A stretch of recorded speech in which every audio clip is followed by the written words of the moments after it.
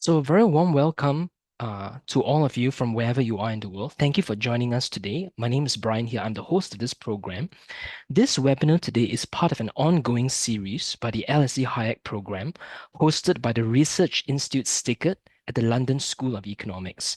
The aim of this webinar series is to explore a range of interdisciplinary topics that are related in some way to the intellectual contributions of economist F.A. Hayek. These include individualism and economic freedom, the nature and future of liberal democracy, social justice and welfare, decision making under radical uncertainty, macroeconomic management, the rule of law, and justice, and others. I encourage all of you to check out our website, keep track of future webinar sessions or public lectures if you are in London. I will be dropping the link in the chat later. For today's session, we're very pleased to have with us today Alex Nowrasteh. Alex is the Vice President of Economic and Social Policy Studies at the Cato Institute, a think tank in the United States where he specializes in American immigration policy. His popular publications have been published in numerous American newspapers, and he regularly appears on TV and radio to debate these issues. His peer-reviewed publications have appeared in World Bank Economic Review, the Journal of Economic Behavior and Organization, Public Choice, and others. He has also contributed numerous book chapters to various edited volumes. Alex is the co-author with Benjamin Powell of the book Wretched Refuse, The Political Economy of Immigration and Institutions, published by Cambridge University Press in 2020, which is the first book on how economic institutions in receiving countries adjust to immigration. The title of today's talk will be The Case Against Immigration, based on a recent article that Alex co-published with Professor Ilya Somin, which we will drop the link to when this video is uploaded on YouTube. So today, Alex will be speaking for approximately 40 minutes, followed by a Q&A session, which I will moderate, lasting approximately 15 to 30 minutes, depending on the number of questions that we receive. You may drop your questions over the course of the presentation in the Q&A function below anytime. I'll be holding on to these questions and begin posing them to our speaker at the end. Please do note that this session is recorded and will be uploaded on YouTube within the next 1 week. So thank you very much, and I will now hand over the time to Alex.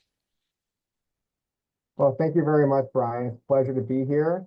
Speak about the case against nationalism.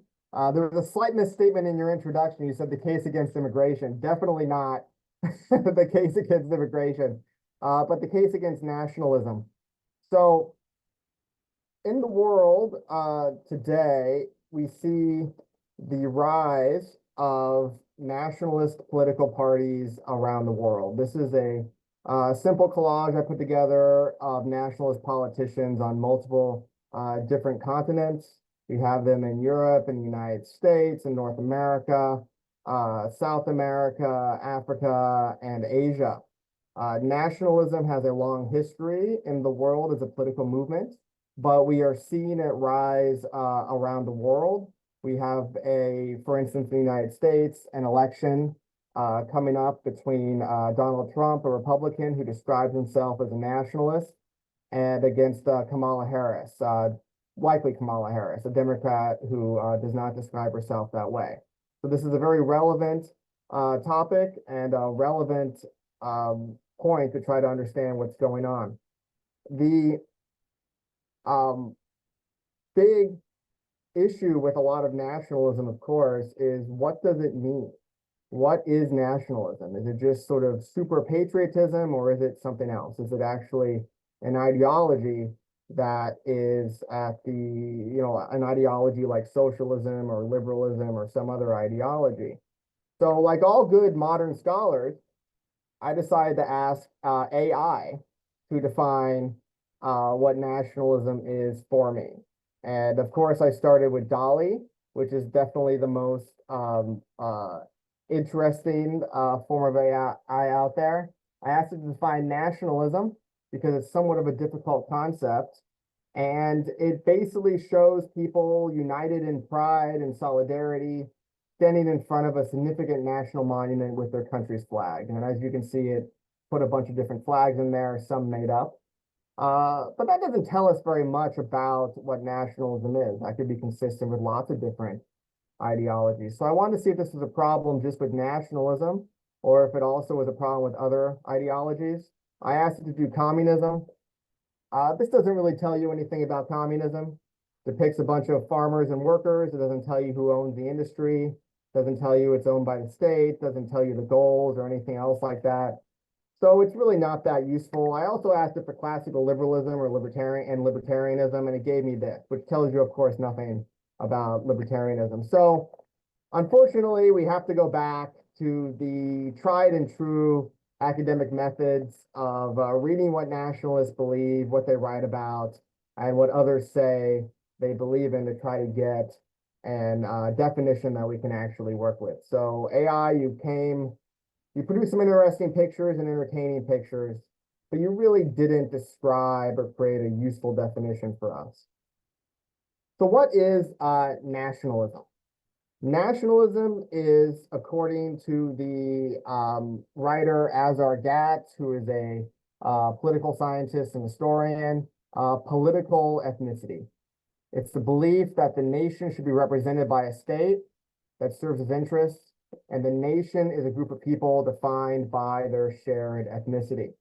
Now, this can also include some other characteristics, either in addition to ethnicity or as a substitute for it. It could be a particular cultural group, linguistic group, religious group, people occupying a certain defined piece of land, race, or people with other shared characteristics that correlate very well with ethnicity. I will say that in my other descriptions of nationalism, my other presentations, I say it's basically a primitive proto-ideology. It doesn't tell you very much about economic ideology or opinion of nationalists. It doesn't tell you much about their opinion of social policy or foreign policy like other ideologies typically do. Now, the hint, of course, about nationalism, what it means is in the root of the word, natio. Now, for those of you who have taken Latin, you may recognize natio means in Latin like a tribe, ethnicity, group, something defined by your birth, which is sort of in the root cause or the root word of nationalism. And nation state is simply a state that governs this nation or this large ethnic group or group that's tied together by mostly immutable characteristics. In the real world, of course, nationalism, it's primitive, it's in the way that it actually behaves. It's often very state-oriented, an ideology that says the state has enormous amount of powers. It's oftentimes protectionist, anti-capitalist, often xenophobic, and basically can be summed up as my tribe best, your tribe bad. With the tribe or the group being at the core of the ideology, not the individual being at the core of at the center or the core of the ideology. I think this definition is one of the reasons why in many countries in the West, because of history in the West and the United States, a lot of people really have recoiled from this definition or recoiled from the use of the word itself. But it is a good way to think about it and the accurate one and the way that people define it across the world, across the United States and the Western world. A lot of variations to this. It's sort of a taxonomy, as I'd like to call it. This is a taxonomy of nationalism developed by Carlton Hayes. Not all nationalisms are the same. There are some important differences. There are some nationalisms that are very benign, that don't really require much criticism. There are others that are quite bad, though, and I think should bear the full force of our criticism. So the first that I want to talk about that Carlton Hayes, who is a historian, talked about is humanitarian nationalism. This is basically an outgrowth of Enlightenment philosophy, influenced by Henry Bolingbroke, Jean-Jacques Rousseau, Johann Gottfried Herder, and others. They all emphasize local self-rule through democratic forms of government based on peculiar characteristics of each nation. So about each body of people that are there. So they use their traditions, they use a lot of the local ways of doing things to inform more democratic forms of self-rule. And this is really in opposition to the large multi-ethnic empires that dominated Europe at the time. So that doesn't sound too bad. That sounds actually like probably an improvement over a lot of the large multi-ethnic empires that were despotic and tyrannical at the time.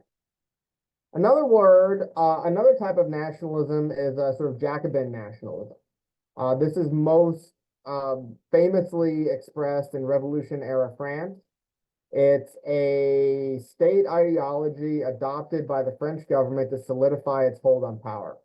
Its four main characteristics were suspicion and intolerance of any kind of internal dissent, heavy reliance on force and militarism to attain government goals, fanatical support for the government, and a missionary zeal to spread their nation and its values to all of its neighbors.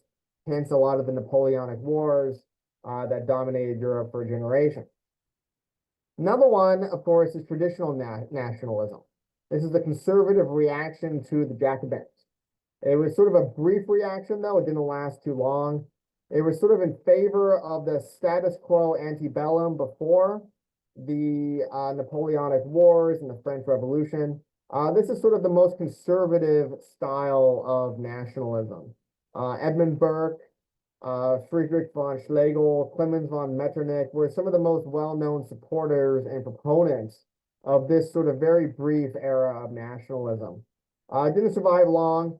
The cultural changes begun by the Industrial Revolution and by Jacobin nationalism really undermined it.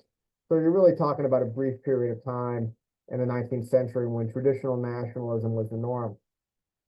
Traditional nationalism then gave way to liberal nationalism, which is sort of midway between Jacobin and traditional nationalism.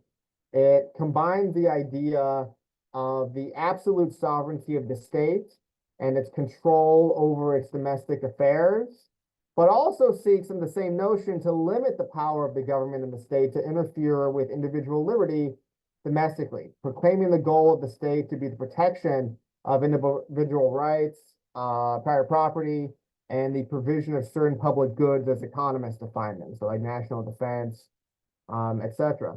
The ideal of liberal nationalism comes closest to what economists think of as the proper role of the state. You can also see the tensions between this notion of absolute sovereignty on one hand and total control by one nation of its, or by one state of its own nation, and the protection of individual liberties on the other hand.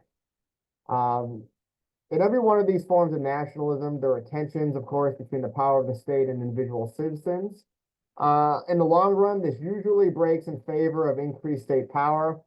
So they eventually move down the line to what is the worst form of nationalism that we associate with some of the greatest government crimes committed against people in the 20th century. And that is what Carlton Hayes calls integral nationalism. In this one, the state is dominant. Citizens exist to serve the state, and the state seeks to govern all co-ethnics who share the ethnicity of the dominant nation state. This stage of nationalism centers the nation and its state in the lives of all citizens. Instead of a state being committed to supplying public goods to citizens, this form of nationalism emphasizes individual sacrifice to the benefit of the nation, which is represented by the government or the nation state. It also frequently embraces a form of sort of blood worship, which is, of course, comes from the Latin root of nationalism, natio, and seeks to expand the state to include all co-ethnics living in other territories. Carlton Hayes summarized this form of nationalism as intensely anti-individualistic and anti-democratic, whereas all the other loyalties are absorbed into loyalty to the national state through a might makes right ideology. The worst examples of this, of course, are fascism, Nazism, nationalist China in the 1920s and 30s, nationalist Turkey in the shortly after World War One. And basically, another way to describe this is the communism of nationalisms. This is the way that I like to think about it. This, of course, stands in contrast to another form of statehood. Not all states in the world are nation states. In fact, only about 15% of governments in the world today can be properly described as nation states, whereas they are founded to exist for a specific ethnic group for the benefit of that ethnic group. Another form of state, which exists in most places in the world, is a form of civic or civil nationhood, which is where a state is based on shared values, shared beliefs, and principles that are universal, and not confined to an ethnicity, a race, a location, or a cultural group. These types of statehood are based on individual liberty, pluralism, founding documents, and usually an economic system of some kind or another. It can be all of those things combined or some of them. I'm an American, so I'm going to focus a little bit on the US, but I have certain founding documents there at the bottom that exemplify this. Australia, last French Constitution, the United States, Canada, New Zealand are some of the most successful examples in the world today. To give you an example from the Declaration of Independence in the United States, it begins with, quote, "We hold these truths to be self-evident, that all men are created equal, and that they are endowed by their Creator with certain unalienable rights, among these are life, liberty, and the pursuit of happiness. That to secure these rights, governments are instituted among men, deriving their just powers from the consent of the governed," unquote. Now, you can, of course, quibble with how well the United States has lived up to those ideals. It certainly has not lived up to them well enough for me, but it's done a pretty good job.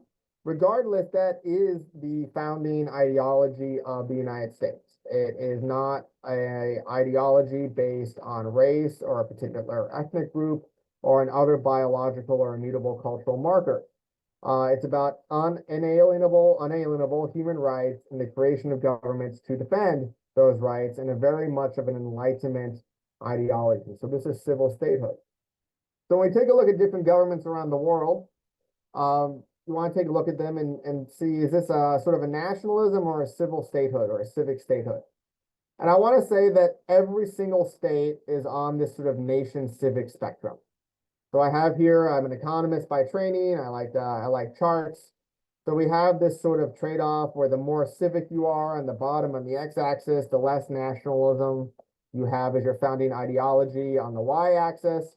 I put the United States down there. There's basically no country on one side or the other. Basically, every country has some aspects of nationalism in its founding ideology and some aspects of civic nationhood. So it's not a binary distribution. And this changes, of course, over time. So the United States, the founding ideology was, of course, a civic or civil statehood. But at the time, we know that it really wasn't like that in terms of how people thought about what it was to be an American. Around the time of the founding, to be an American meant you also had to be white, Protestant, and English speaking and free. So you couldn't be, of course, a slave, but you also couldn't be an indentured servant in the United States. However, in the first naturalization law in the United States, which is the law that defines who can become a citizen, it had a very simple definition. You had to be a free white person living in the United States for a term of years. So that's definitely more restrictive than our conception of citizenship nowadays. But it didn't have markers for religion, so Protestant, didn't have anything to do with English speaking. It was more constricted than we're comfortable with because of the race restriction, but it was moving more toward a liberal direction over time. And over time, people of different races and religions were accepted, could naturalize, could become Americans, and some quickly, and some very quickly, even after the Revolution. I mean, George Washington wrote in 1790 a really great letter to the Hebrew congregation in Newport, Rhode Island, saying that the United States is not a country founded on ethnicity or religion, and that they are just as American as everybody else and are welcome to participate in American government and governance and enjoy the liberties and privileges as everybody else who are here. It actually took a lot longer for other religions to be accepted, like Catholics. You can basically tell the history of American nativism and anti-integration sentiment as a history also of anti-Catholic bigotry in the United States. Since 1830, the majority of immigrants in just about every year to the United States have been Catholic. That's not by design or anything, that's just by historical accident. So a history of nativism is really wrapped up in anti-Catholic bigotry. And it took a long time for Americans to also finally see Catholics as fully American, but we've been there for a while. Now, the only one of those identified non-value markers left, or values markers left, or cultural values markers left that helps define you as American is the ability to speak English. That is correlated with ethnicity, but much less so than it was in the past, and I think increasingly less so over time, especially when you consider those who speak English as a second or third language. It's also not an immutable characteristic. It's not one that you can't change. It doesn't require a change in deep-seated beliefs to learn English. It just requires learning some vocabulary and grammar and practice. I do predict that English will persist as a non-ethnic marker of being American, but that's going to be one of the last ones that persists, whereas our civic conception of nationhood is going to persist. Where do you see this civic conception of nationhood most well expressed, I think, is in the oath of naturalization, which is the oath that new immigrants make in the United States when they decide to become an American citizen and pass the citizenship test. And I'll read it out very quickly, but there's no markers in here of ethnicity or culture of any way. It says, quote, "I hereby declare on oath that I absolutely and entirely renounce and abjure all allegiance and fidelity to any foreign prince, potentate, state, or sovereignty, of whom or which I have heretofore been a subject or citizen, that I will support and defend the Constitution and laws of the United States of America against all enemies, foreign and domestic, that I will bear true faith and allegiance to the same, that I will bear arms on behalf of the United States and required by the law, that I will perform non-combatant services in the armed forces of the U.S. when required by the law, that I will perform work of national importance under civilian direction when required by the law, and that I take this obligation freely, without any mental reservation or purpose of evasion, so help me God," unquote. There is no reference to the ethnic group or the culture. It is an oath to support and defend the Constitution and laws of America against all enemies. It is an oath of civic and civil statehood, not ethnic nationalism. Abraham Lincoln said about immigration, for instance, Abraham Lincoln being the 16th president of the United States during the Civil War, quote, "When immigrants look through that old Declaration of Independence, they find that those old men say that we hold these truths to be self-evident, that all men are created equal. And then they feel that the moral sentiment taught in that day evidences their relation to those men, and that they have a right to claim it as though they were blood of the blood, flesh of the flesh of the men who wrote the Declaration," unquote. It is not the literal descendants of the men who wrote the Declaration who count as Americans, but all of us who believe in the Declaration of Independence and the Constitution of the United States. Now, you might be thinking about all this. What is the difference between nationalism and patriotism? George Orwell, as usual, has a wonderful quote on this. He basically says that by patriotism, he means devotion to a particular place, particular way of life, believes to be the best, but doesn't want to force it on other people. Patriotism is really a defensive ideology, both militarily and culturally. Nationalism, on the other hand, is inseparable from desire to power. Abiding purpose of every nationalist is to secure more power and more prestige, not for himself, but for the nation or other unit he has chosen to sink in his individuality. I actually think Orwell is too optimistic on this point. Most of the time, nationalists seek more power for themselves. They may say it is for the benefit of the nation or the government, but as we know from public choice and political economy, what that usually means in practice is more power for the nationalists or for the politicians themselves who are in power. So this is different from patriotism. Rich Lowry, an American nationalist, says patriotism is when you like your country. And nationalism is an ideology where you basically really like your country and its culture. He doesn't use the word ethnicity, but its culture. Yoram Hazony, another American and Israeli nationalist, says nations defined by culture, ruling themselves, is basically what nationalism means. They both rely on definitions produced by others, but omit the word ethnicity. But patriotism, as I like to say, is when you love your country. Nationalism is when you love your country so much that you hate all the others. Now, one of the things that we need to take a look at, of course, is what do nationalists believe in the real world? What we've talked about right now is sort of these stuffy academic ideologies, trying to take a look at what political writers and nationalist ideologues think about nationalism. But what do they really think? The Democracy Fund in the United States did a good survey of Trump voters in 2016, and they identified this group of voters called the American Preservationists, which is this sort of dark orange or light red color that's in these surveys. And they asked the question, what does it mean? How important do you think each of the following is to being a true American? And it sort of divided up American conservatives in a different way. There's the American preservationists, who are the nationalists, the sort of anti-elitists, which are really like the populists, sort of staunch traditional conservatives, free marketeers, who are basically part of the conservative coalition just because they support free markets, individual liberty, and private property. And then the disengaged. These are probably just people who are really attracted to the pomp and circumstance and the humor of characters like Donald Trump who are running. And what we really see is that the American ethnicity, American preservationists, who are the nationalists, 89% say you have to have lived in the U.S. for most of your life to be really an American, to being truly American. You have to have been born in the United States, 86%. 77% say be a Christian. 47% say be of European descent. And then 69% say to accept people of different religious and racial backgrounds.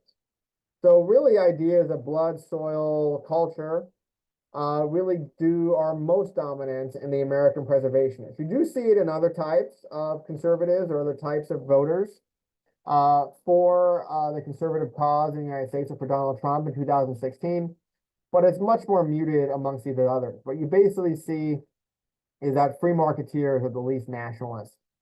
People who support free markets and private enterprise are the least nationalists of these ideologies here. So nationalism in the real world, what we have is sort of national solidarity amongst co-ethnics or other nations in the state. And a lot of this is by creating conflict and division, oftentimes with foreigners. So it's very easy to create an ideology where you separate yourself or a group feeling of solidarity by separating yourself from others by exaggerating the differences and the conflict between yourself and your group and other groups.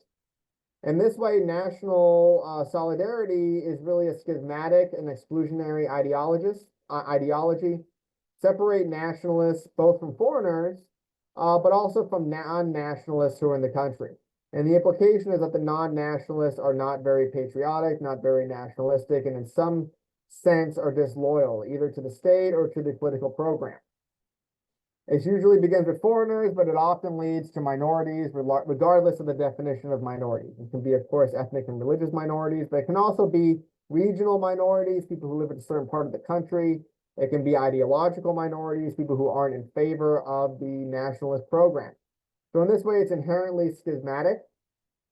And it quote, since this is the Hayek lecture, I'm going to quote Friedrich Hayek on here. He says, it seems to be almost a law of human nature that it is easier for people to agree on a negative program.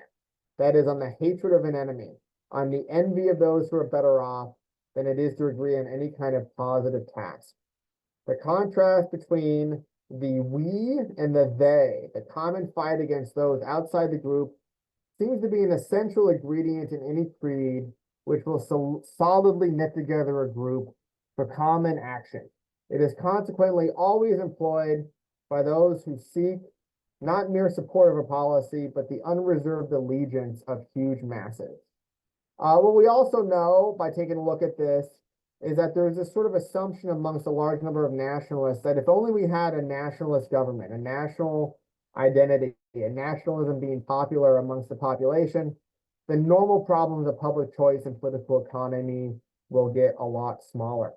It will be almost as if we've removed a lot of these other differences of opinion, and therefore, as a result, we can govern sort of as one. Of course, we know that's not how it is. We all have different opinions, even if we all agree on being nationalists. And here's the Hayek quote. I talked about this sort of a deep part of human psychology, law of nature, that it's basically easier to build solidarity amongst a group when we focus on our differences with the outgroup. Some other aspects, of course, of nationalism in the real world, not all nationalists, of course, but oftentimes, often enough, is war and mass death. So on the war front, the two deadliest wars of the 20th century, World War I and World War II, were wars inspired by different versions of nationalism, revanchist nationalism, of nationalist revenge against enemies and other opponents. Another form of this, of course, is that a lot of governments, instead of murdering people in foreign wars, also do it to the domestic citizens. Now, communists, according to research by the late political scientist R.J. Rummel, he estimated that communist governments killed about 150 million people in the 20th century of their own people, their own citizens, through famine, through genocide, through other actions like this. Of course, not all socialisms have done this. Sort of a moderate form of democratic socialism is not responsible for that. That's communists who are doing that. But we take a look at nationalists and the deaths that they've caused in their own governments against their own citizens and other occupied people. They murdered about 92 million people in the 20th century. So a second deadliest ideology. A lot of people who are Americans, who are conservatives, who are libertarians, who are classical liberals, and I think this is true amongst other countries.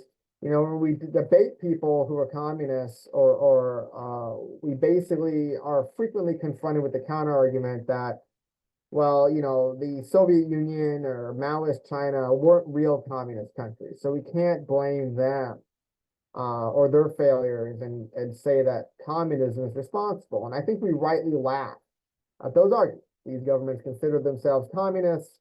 Communists in other countries consider them communists. It's only when they start to fail that communists start to say that they're not really socialism, not real communism. And this is the same argument and tactic when we see other nationalist governments around the world who engage in enormous crimes. We see nationalists start to make excuses for them, start to say it's not real nationalism, it's fake nationalism. The nationalist ideologue most guilty of this, of course, is Yoram Hazony, who is a political philosopher. He says in his book, The Virtue of Nationalism, that if a nationalist government engages in any type of conquest or expansionary war, that it is no longer considered nationalist government, which is basically a great way of defining the nationalism in such a degree that no government can actually ever really be considered nationalism or a nationalist government.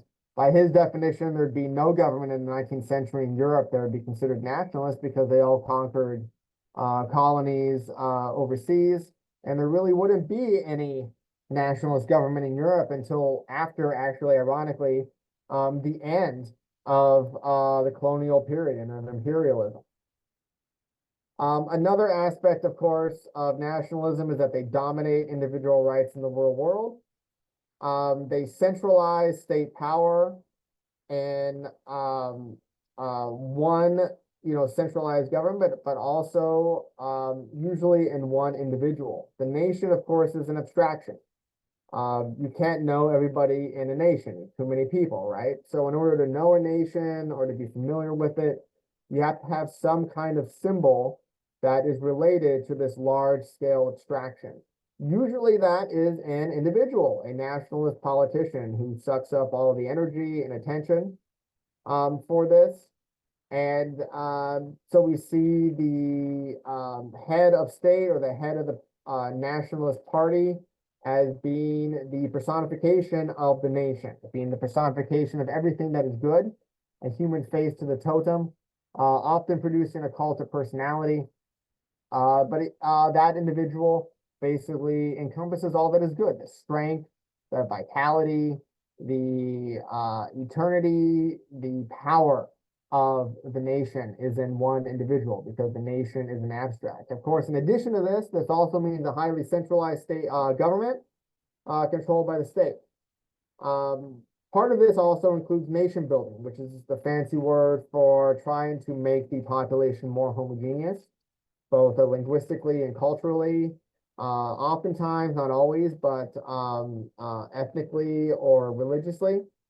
The government defines oftentimes what should be culture, language, and religion.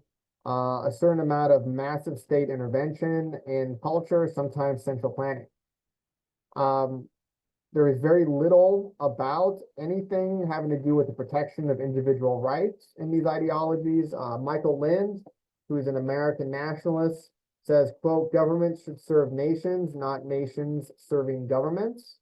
Of course, there's no mention of the individual or individual rights in his definition, and no mention in Yoram Hazony or Rich Lowry's definitions either. This sounds in a lot of ways like sort of extreme versions of other ideologies. Socialism and other collectivist economic policies are a big part of this. Now, this is sometimes ideological, but not always. Nationalists don't have to support socialism, but they frequently do. And I think they frequently do sort of as a byproduct of their support for a massively centralized state government, or naturally centralized state that accrues an enormous amount of power. And as we know, it's very difficult for governments to concentrate so much power in themselves without increasing their control over large segments of the economy. Now, this sounds a lot like other ideologies, like communism or totalitarian socialism or other types of ideologies. And that's totally true. The only difference is probably a slight one. The slight difference is that many of these other ideologues and other ideologies are usually embarrassed when their governments do these types of things. Nationalists, however, mostly make it a virtue. So nationalism. Is nationalism a natural or recent invention? Some people claim who are nationalists that nationalism is just an ancient ideology. It's part and parcel of being human. It's basically the natural form of state organization. And so this is often called primordialism. And the modernists claim that nationalism is a modern invention. So basically on the primordialist side, I think Azar Gad is the best philosopher in favor of this. This is a picture of his book, Nations. I recommend it very highly. It's a wonderful book. And then on the other side is Benedict Anderson, a famous political scientist. And Azar Gad is the one who pushes the idea of political ethnicity and nation building as being popular here. So basically to break the mold, I think Azar Gad is probably right. I think that in a deep way, support for nationalism or a state that is defined by ethnicity of these other groups is probably the most natural form of state organization in history. I do think support for nationalism is a lot weaker than the other natural instincts that we have. It's obviously weaker than, say, love for your family, right? Like you don't have to, only like severe monsters, we would call them, would like not love their children and their family, and maybe people who have been abused, right? So I don't want to be too extreme on that. But you don't have to write books telling people that they should love their children or their family. They usually do that naturally. That's a very easy thing to do. We don't have to force people to love their kids by using the government, but few people, everybody has to basically be forced to pay taxes to their government, to join the military through conscription or other ways. Most people have to be forced to sacrifice for the government. So I will say that nationalism is probably a very natural way for humans to view governance and the state, and it's very easy to fall into. But does that mean we have to sort of give up and throw up our hands and surrender to nationalism as a form of governance? No, I don't think we do. Humans thrive when we reduce the power of our destructive instincts and the destructive feature of our natures, and we channel them into less destructive or more productive ways. Like we can't change human nature. We shouldn't try. We should never try. History is littered with horrible governments that have tried to do this, and they all fail, and they've all resulted in mass death and other types of horrible crimes against humanity. But what we can do is build rules and cultures and institutions and incentives to channel these natural inherent feelings of nationalism into less destructive or even into more productive ways of thinking about it. So one form is sort of these ideas of the clan or broad ethnic loyalty. We can channel those into the nuclear family or other types of organizations with corporate forms of organization. I mean, like big churches, other types of civic-minded organizations, not necessarily like corporations, like for profit, but other types of organizations that have corporate forms. We can channel our feelings of mysticism into formal religion, into ceremony, into science. And what I mean by science, of course, is feelings of mysticism that often seek to explain the natural world. We can channel that into science. And the other portions of mysticism that are very important for most people in most places, we can channel into religion and ceremony to build these sort of group solidarities that people think are very important for themselves and for healthy humans. Collectivist economics is another sort of form of our natural psychology. We can channel those into free markets. To the extent that people feel unsatisfied with free markets, mutual aid can fill a lot of that gap. Although I don't like the welfare state is better than a collectivist economic system where private property or where property is held collectively. So it's definitely less bad than that, although far from ideal. Another form of way in which we reduced our natures or channeled them, destructive portions of our natures into positive effects is tribal powers.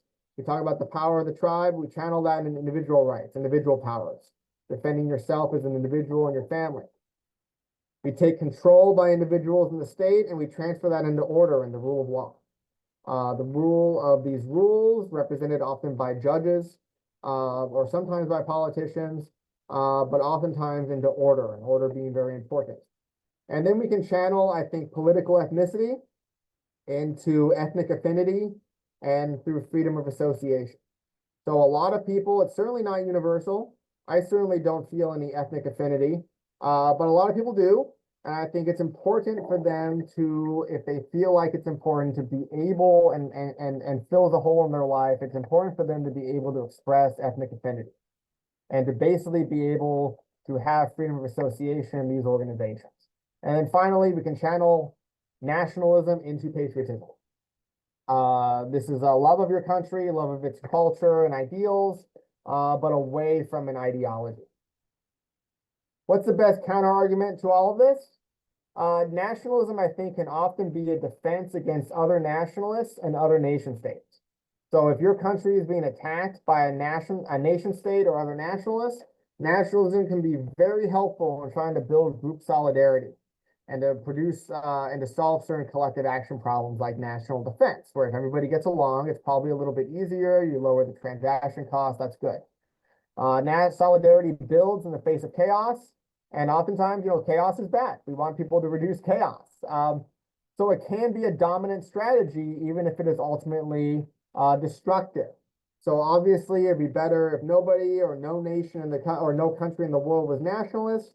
But if some are, it might be a dominant strategy, even if it is destructive. Nationalism and immigration. Now, this is something that I work on quite a bit. We definitely see nationalist attitudes that are heightened when it comes to debates over immigration. So there's debates over citizenship and statehood. What does it mean to be a citizen of a state? This varies considerably. Is it a cultural marker? Is it just civic identification? Is it ethnicity? And all three of those at different extents. I mean, it's probably all three of those at different extents, but trying to figure that out. And the places where immigration is most keenly debated, where there are immigrants, of course, is in places where citizenship and membership is most defined by ethnicity or these other cultural issues. Universal values versus cultural relativism. And we also see nationalism rise up when there's a lot of chaos and disorder in the immigration system. So this relates to what I said before. When we see chaos and disorder, nationalism rises up as a form or a reaction to try to build solidarity. So in conclusion, I just want to lay out, nationalism has some extreme tail risks, just like communism and other extreme ideologies do. I don't think it offers much. to outweigh the potential cost of those tail risks. I think normal nationalism isn't really supportive of classical liberalism, but nationalism isn't always a total disaster either. But I do think we should be very skeptical of it. We should always ask, hard questions of it in the same way that we view other ideologies when we ask hard questions. Now, I think liberalism can channel a lot of nationalist instincts in less destructive directions. We should never try to wipe out nationalism or anything like that, but we can channel it into less destructive avenues. So that's my presentation. I look forward to the questions and discussion. So thank you. Thank you very much, Alex, for your presentation of the case against nationalism.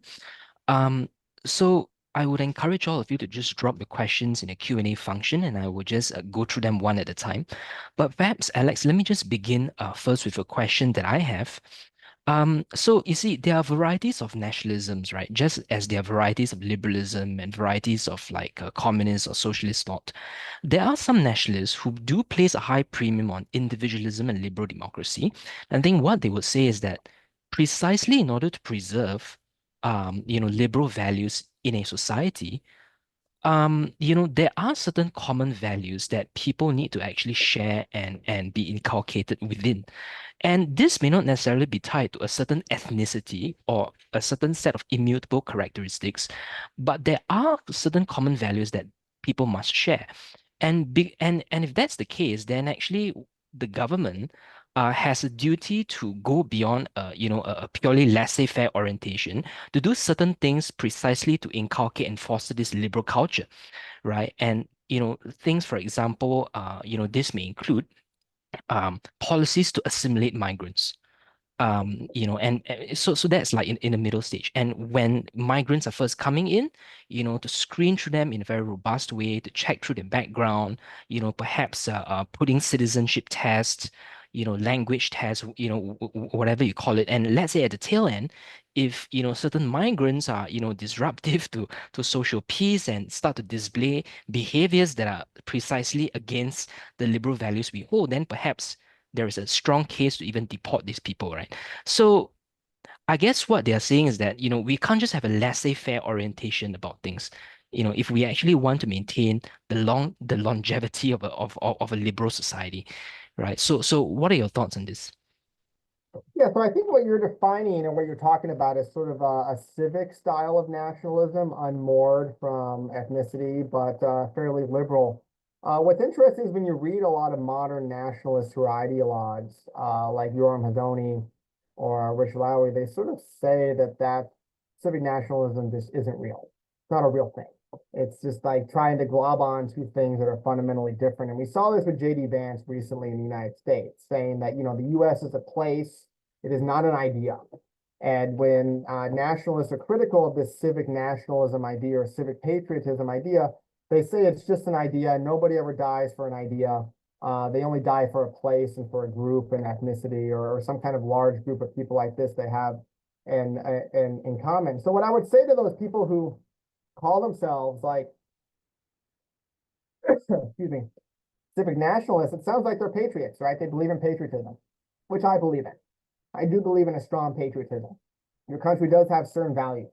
I just think that those values are, eternal, excuse me, liberal values that anybody can join regardless of their ideology. So I don't think what you talked about in terms of certain types of screening for liberal values is necessarily at odds with that.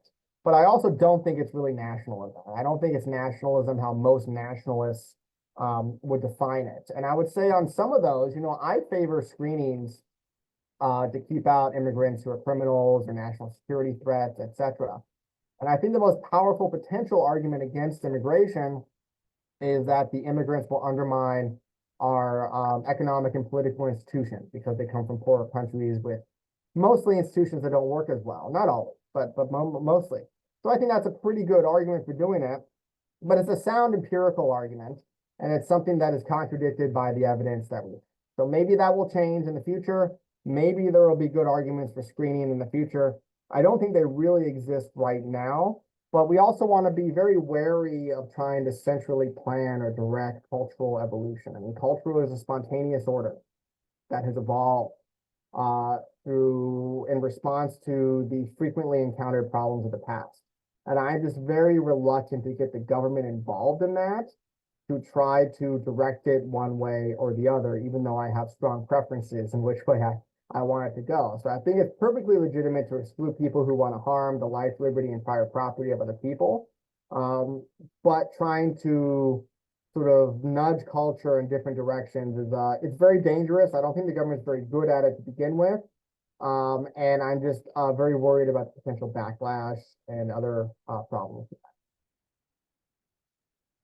Sorry, Alex. Yep, that's a great response, but just let me just push you back a little bit on that. So I have thought a lot about the idea of, culture as a spontaneous order, right? But you see, precisely because, if we respect spontaneous order, it means that even liberal values that we hold would not necessarily be privileged in the arena of cultural competition, right? So which means that, as a thought experiment, if let's say, there are maybe lots of people coming in who simply do not share these norms whatsoever, then the liberal values that we hold will be outcompeted and overshadowed within the realm of spontaneous order, right? So the thing is that if we respect spontaneous order, then there is actually no guarantee that liberal democracy and liberal norms and these pluralistic values that we hold will actually be sustained, right?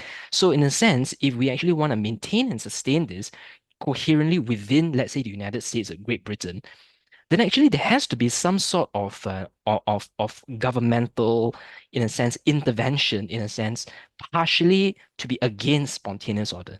Does that make sense? Yeah. Yeah, that definitely makes some sense. I understand. And it's, of course, important to say that cultural change can be endogenous. It can come from the inside Yep. as much as it can come from the outside. And I would argue most of the big cultural changes, at least in the United States, over the last century, almost all of them have been endogenous. It's been as a result of other changes. And it's important to say also, like, what do we mean by culture, right? It's sort of a huge word. I'm not worried if people eat like different food, right? Or have different forms of clothing, right? Like that's not really what we're talking about. But when we talk about culture, what I mean is like you know, modes and norms of behavior and thought that have evolved in response to problems of the past and that are continuously evolving to new problems as they emerge, that evolve spontaneously in the way that you and I and everybody else interacts with each other. And the reason why I am a liberal is that it's obvious to me that liberalism is dynamic and works best in response to these problems in the world in the best way that is the most sustainable. So I look around the world today and I see liberalism and a lot of cultural liberalism, undermining regimes, totalitarian, illiberal regimes around the world. You see it now in Venezuela with riots trying to overturn the stolen election by Maduro. You see in Iran, which is probably the best example of like an illiberal traditionalist culture and society trying to be preserved by a government and expanded. And they have to basically kill several hundred people a month in riots to try to keep this underground. Like liberalism is a very, very hardy weed, very hard to root out. And I think it works and adapts very well. So, the situation you describe, it is possible. Like, I don't want to say it's impossible, but I think liberalism itself is so adaptive and such a superior set of genes, like evolutionary cultural genes, that it really does overcome these other instincts. And it's important in the immigration space to note that almost all the time, people who come here are the more liberal people from their societies who want to come here, right? And what we find is, assimilation isn't perfect in the first, second, or even third generation sometimes, but at least in the United States and some other countries, you see a lot of integration and movement towards sort of Western liberal norms. It's really dramatic. So it's totally possible what you're talking about. We just don't observe it too much. And I do think that we sometimes appreciate the ability of liberalism and liberal culture to adapt to new challenges. Great, thank you very much. So there are quite a number of questions here which I'm going to get to. So first question here by Nicholas. He asks, I wonder what you consider to be the main alternatives if one rejects nationalism. You mentioned various policies, institutions, and organizations within nations that can reduce the destructive elements of nationalism, but is there an alternative to nations? Is a world government desirable from a classical liberal point of view, for example, or federations of the kinds discussed by Hayek and Mises? So I'm very skeptical of world government, just for basic notions. I think it's important to be able to lead a government when it behaves poorly, right? And if there's a world government, it's going to be impossible. You basically have to go into the realm of science fiction, right? And see people fleeing to go live on the moon. So I'm very skeptical of something like a world government, but I do think it's important to have different states throughout the world, mostly identified by patriotism and civic identification, the civic identification. So part of the reason is we do want a diversity um, and competition between different institutions to see what works best. We want these within countries, we want them across countries. I do think that classical liberalism and libertarianism works best. I think these will win out in competition. But if I'm wrong, I want to make sure that we get a good society that can survive. And we want to have some of these competitions. We want it to be able to change. If it turns out that our ideology is not correct, it doesn't lead to the outcomes that we want, or the values are mistaken. So I don't think a world government is the way to do that. I think we need to have a diversity of governments with competition to make sure that we get better outcomes, that we respect individual rights and individual liberties, because if there's a world government that becomes totalitarian or ethnically supremacist in some way, or religiously intolerant, or ideologically intolerant, or decides to target certain specific groups, those people need to have a place to go. And it's important, and there's no place for them to go if it's a world government. Great. There is a very interesting question here which I'm gonna use. So someone asked, you spoke about how nationalism can rise in defense against the encroachment of other nationalisms. Do you think it's fair to say that the revival of nationalism, especially in the West today, is due to immigrants remaining nationalistic to their home nations? Yeah, that's an interesting question. And I think it depends on the specific country. And I would phrase it more as you have immigrants from countries that are different than the usual sending countries, who are visible minorities and who are not assimilating as rapidly as some natives in those countries want, is sort of um, how I would put that. I think that is probably the case more in countries like Europe than it is in the United States, although there are big nativist movements in both places. I think the nativist movement in the United States, although there's partly a sort of nationalist opposition to immigration, that's just sort of these people are foreigners, they're gross, you want them to stay out type of thing is what I'm talking about. I think most of it is just a reaction to the chaos and the disorder that is caused by illegal immigration along the border between the US and Mexico. And these just really disturbing images of people who are crossing illegally. We don't know who they are. It's really disorderly. That really does terrify people. And when people see disorder, one of their reactions is to go back to nationalism, which can help solve and produce collective goods to reduce these problems. And I think there's a lot of that in Europe as well. Like in 2015, where you saw the long line of hundreds of thousands of Syrian migrants walking through Eastern Europe and Hungary, that is just so disorderly and terrifying that I think that is also part of the reaction. To say nothing of the people who are drowning, the migrants who are drowning in boats, both in the Mediterranean and in the English Channel. I mean, this disorder is just so hard to separate from the cultural aspects of the migrants that it's really difficult to say which is more salient in terms of forming a political opinion. I would say it's both, but I probably put more weight on the chaos and disorder than I would on the reaction to different cultures. Okay, I'm gonna use the question by Sohini, who asked, "Hi Alex, thank you for the webinar. I learned many new concepts. I wonder why you brought in the concept of communism, which to me sounds like an economic ideology, to the argument of nationalism, which again to me is a belief-based ideology. And since you brought in communism, why not talk about the relationship between capitalism and nationalism? Because I can see a more denser relationship there."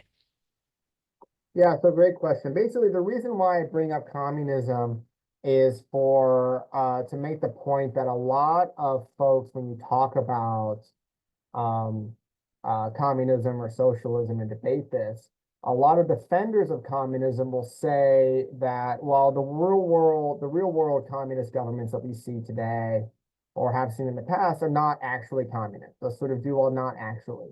And they'll have their reasons for doing it, and nobody really accepts those definitions who's fair-minded. It's just sort of silly. But in the same way, nationalists will do this when you bring up a lot of nasty governments throughout history that have been nationalists and have committed horrible crimes against humanity. What they'll say is, well, that's not real nationalism. You know, what Mussolini did in Italy is not real nationalism. What the Nazis did in Germany is not real nationalism. What the Japanese did in Japan and what they did in the wars of conquest is not real nationalism. Or Ataturk was not a real nationalist when they killed over a couple million Armenians, you know, etc. Like we'll hear these sort of like defenses that just don't really work. So when I bring up communism, what I basically am saying is that sort of nationalism is often like the right-wing version of communism. You know, it's sort of a utopian ideology that has an ideal that is off that in practice leads to mass deaths and other types of problems.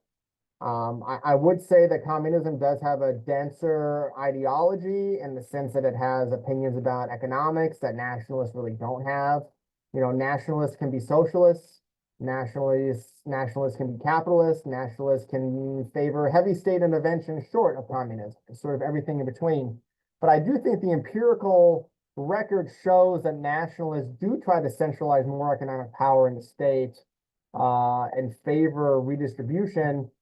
They just tend to favor it toward different groups than communists and socialists do. They try to channel redistribution to favor ethnic and national groups, whereas socialists, at least in ideal theory or in best practices, try to channel it toward you know, poorer members of the country. Oftentimes they don't, of course, but this is just sort of comparing what happens. But great question. Thank you for that. Okay, I'll ask two questions at a time now, which are quite US centric. The first one by Marilyn was, how would nationalism be affected in the US if Trump had died in the assassination attempt? And the second question is by Lynn, who asked, how does nationalism in the US and reliance on immigrant labor throughout the US exist together? So on the first point, you know, there was that you know, dastardly assassination attempt against President or Trump, who was running. In terms of what happens to what would have happened had Trump been murdered in that attack, or I'll do it in a different way. What would have happened if Trump, say, just retired and left the political scene? I don't want to talk about assassinations, too morbid. Um, Too morbid of a crime. But if, let's say, he retires and sort of leaves the political scene, what happens? I think a lot of the nationalist movement in the United States collapses. I think the United States, as in most national movements around the world, is basically a cult of personality identified with one individual. And you basically see a lot of American politicians who are right wingers who try to, and Republicans, try to do Trump's shtick, right? They try to go out there and talk like him and debate like him and be like him, and they all fall flat. They don't have any of the personality characteristics. They don't have any of the ability to do it. And so without Trump, I think you don't really have a Trumpism. You don't really have an ideology that's right there. I think some people will probably try. Some people will try out to be a nationalist like Trump, but none of them are really going to succeed because it's such a special combination of talents that they all basically tear each other apart, figuratively, metaphorically tear each other apart, and the movement dies. Now, in terms of how is the United States able to maintain a nationalist ideology while also being employing so many immigrants and that immigrant labor being so important to the economy? I think that the simple answer is that most nationalists don't really care about the economy. and they want those immigrants gone regardless. Whereas the people who employ those immigrants, who really like them, who want them to be here, disagree with nationalism. So like it doesn't have to be like nationally or coherent across the entire country. Is that there's just a fundamental disagreement. Some nationalists will like mock people by saying, or will mock me when I say, hey, the cost of nativism and nationalism and closing the border is a much slower growing economy, maybe even a shrinking economy, and that's bad. And they will mock me by saying, like, hey, GDP doesn't matter that much. It's not that important. Uh, which I find absurd. Like, the only people who can say that in the world are like fantastically rich individuals who've never lived in poverty or seen poverty up close. Only they can say like GDP doesn't matter. It's absurd. Um, but I just don't think they care that much. They have other values that are really important, and they probably don't understand how the economy works anyway. So it allows them sometimes to say, hey, kicking out all the immigrants is good for the economy for some reason. And then on the other hand, but even if it's bad for the economy, it's fine because there's other things that are important, or there's the other magic words like solidarity or nationalism or the nation or this or that are magic words that matter more. All right. The next question is from an anonymous person. You spoke about immigration being rejected by nationalists in the United States. The idea of deporting 11 million immigrants would have a horrific impact on the economy. Is there anything in history that provides a lesson on this point? And if so, does it point to the decline of nationalism? So there are countries that have engaged, and the United States is one of them, with sort of large-scale deportation schemes at different times. So during the Great Depression, the United States deported about 1 million people, mostly Mexicans. Um, but a large percentage of them were actually American citizens who were born in the United States. They were just minors. They deported them, and it caused economic problems, even in addition to the Depression in places they were deported from. In the early 1950s in the United States, there was a mass deportation program, deported about 1 million people, but they were allowed to come back immediately on a guest worker visa. So it's not really, comparable. In terms of like mass deportations or expulsions, I mean, the real big examples of this are things like, like Turkey after World War I, expelling millions of Greeks, people of Greek ethnicity, to Greece. Numerous different mass movements of individuals after World War I and after World War II, and results to redrawing these lines. I mean, in Germany after World War II, about 1 million ethnic Germans died in movements of Germans across these different national boundaries, forced by occupiers at different times, but also, fleeing the Soviets in different areas and their brutality. You saw mass forced movements of people in nationalist China that resulted in millions and millions of deaths internally.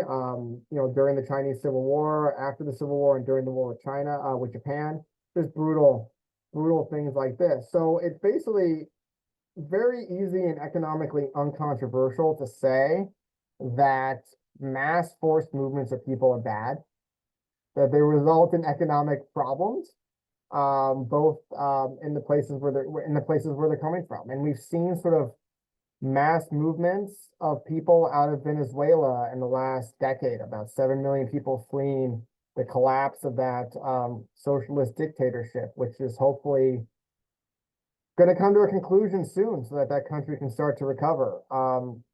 But yeah, it's a disaster wherever it happens.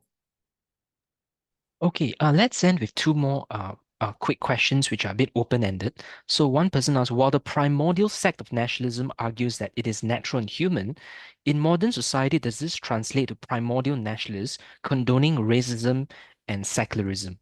That's one. And the last question would be, how hard is it to change a nationalist perspective or ideology? And we'll just end with these two questions. So I would say that extreme nationalists can be racist, but they aren't always, right? So in the same way that there are multiple different reasons why different people believe in ideologies. And I would say the vast majority of nationalists are not racist. So I want to, defend them in some ways. I think most of them do have belief in sort of solidarity. They just believe that solidarity is strongest amongst certain groups of like-minded people. It doesn't mean that they think or people with certain cultural backgrounds. I don't think they think that one is superior necessarily. They may like theirs the best, but that doesn't mean this sort of superiority, which I think racism implies. But it can, but I don't think it often does. Now, how do you try to convince people? I guess the second question is how do you try to convince people to move away from nationalism? I think one of the most effective ways I've been trying to do it is to, most of these people are sort of on the right or the center right. I try to make the analogy to communism and talk about all the horrible nationalist governments in the world and what they've done and how they centralize state power and how it leads to numerous problems. And how we should be willing to be very skeptical of these types of governments and their promises and what they want to do. Nationalists say they want to build national solidarity and make everybody feel like they're part of one. I've lived under a nationalist president, Donald Trump. I certainly did not feel any more connected to my fellow Americans. I don't think any other Americans felt more connected with their fellow Americans. I think it's a schismatic ideology that pulls people apart. Nationalism sounds nice on paper, like a lot of other radical utopian ideologies, but in practice, it's schismatic. It pulls people apart. It reduces solidarity, leads to human rights abuses of a tectonic nature, of a nature so vast that they're culturally tectonic, and leads to numerous economic problems. We just need to be very skeptical of it. And I think reminding people about this. Nationalists overpromise and they underdeliver, just like every single other massive utopian ideology. So with that, we've come to the end of this webinar. I just want to say a big thank you again to Alex for taking our time actually on a Tuesday morning to talk about nationalism with all of us. So thank you all of you for coming to this webinar, and thank you very much again, Alex, for your time and your expertise on this. Well, thank you very much, Brian, and thanks for all the people who listened and who submitted some excellent questions. So thank you very much. Thank you very much. Good day to all of you.